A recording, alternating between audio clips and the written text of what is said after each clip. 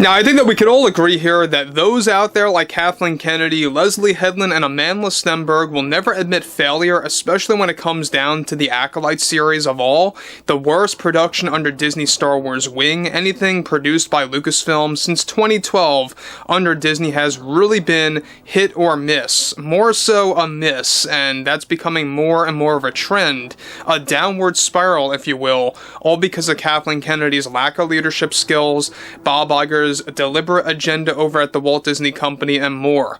This is Mike Zero. Subscribe if you're new and like this video to see future updates. You can also follow me at Mike01. I thank you all so very much for the great and kind support.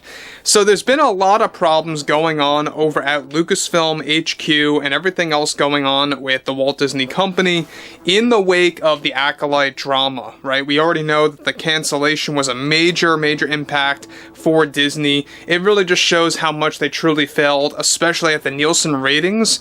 That overall report, the numbers do not lie, and after they tried to lie previously, before the Nielsen ratings came out, they really got caught in a trap, essentially, and they had no choice but to cancel this thing.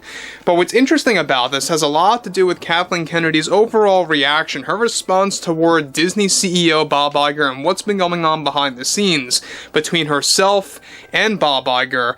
Because there's a lot of things going on with Lucasfilm now, given that multiple Disney Star Wars related projects are no more. Let's get into this.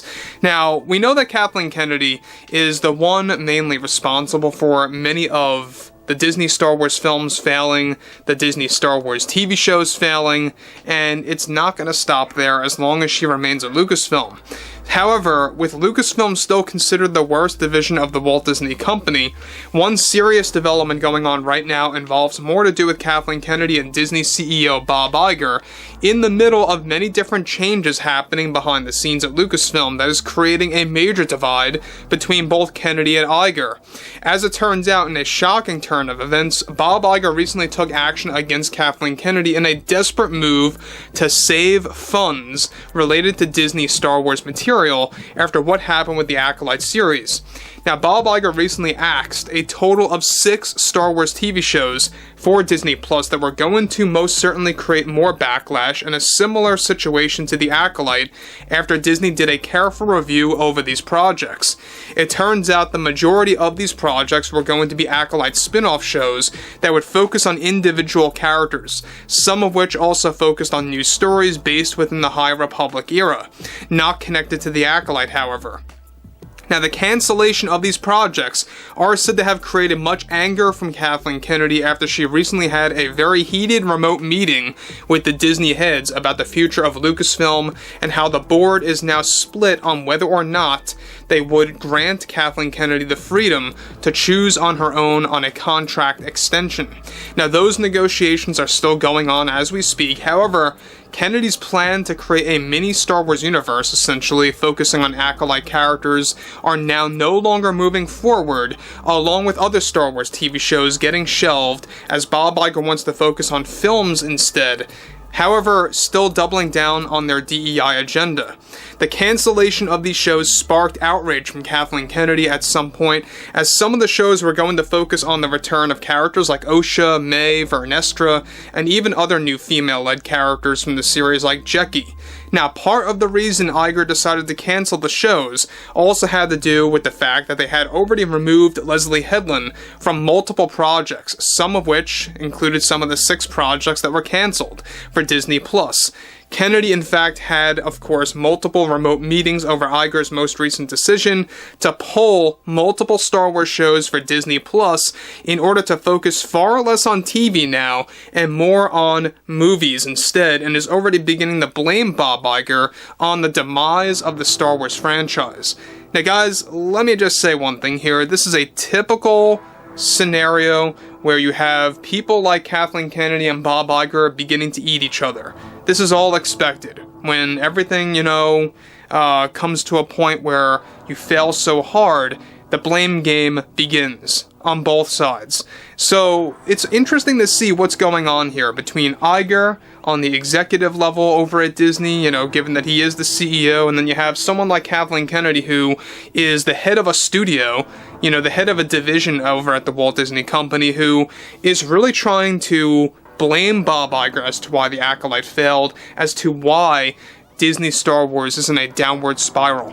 When in reality, guys, let's be clear, yes, you could say that Bob Iger is to blame, because he kept Kathleen Kennedy hired at Lucasfilm, but in isolation, Kathleen Kennedy believes what she is doing is right, what she is doing is best for the future of this brand, and she ultimately is the one to blame for. You know, Kathleen Kennedy is really the one to blame when it comes down to the current status of Lucasfilm and what they did to George Lucas, by the way, let alone, we must talk about this too, they banned George Lucas from ever going on set for the Acolyte series. They did not want his presence on there, they didn't want any kind of George Lucas influence on the show, and that really was very revealing as well. Now, moving onwards, this all, of course, comes in the midst of Kathleen Kennedy's contract extension drama, where a decision will be made by this October on whether or not she stays. Kennedy reportedly got so riled up behind the scenes that the drama rattled throughout all of Lucasfilm HQ, leaving Kennedy in a very stressed state, having to, of course, now start from scratch and to find a new showrunner to enhance her agenda with other projects.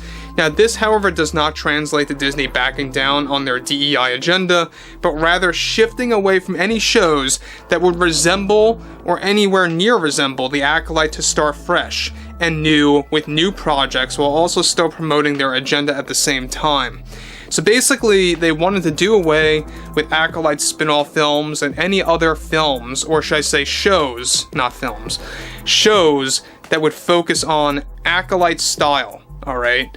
And that ranged from shows that would focus on Osha and May, or Vernestra, Jecki, etc., and High Republic era content. Alright, that's what they ultimately wanted to do, that's what they wanted to double down on for Disney Plus, and I think it would have been a disaster. Now look, I think that regardless, whatever you get on Disney Plus at this point is just going to be a disaster, so to speak. I don't think it's going to be all that impressive. Me personally, I'm not impressed by Skeleton Crew. It seems very off, it seems very out of place for Star Wars. It almost looks like an advertisement for something that you would see for a Disney park. Very odd. I know that some people like the idea of combining Star Wars with the Goonies and Stranger Things, but the way it was presented in that trailer, it's just not working for me, and I'm sure it's not working for a lot of other people as well.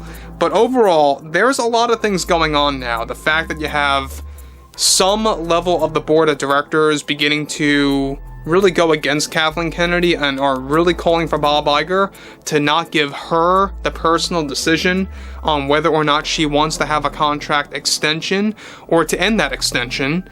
You know, we'll have to wait and see. But this really is very revealing, the fact that you have this ongoing shakeup now between the Disney company and Lucasfilm, which is why you're having a lot of projects now getting shelved. But overall, guys, I would like to hear what you all have to say about this below in the comments, and if you guys did enjoy the content for today, make sure to drop a thumbs up on this video to support the channel, and I will catch you guys later.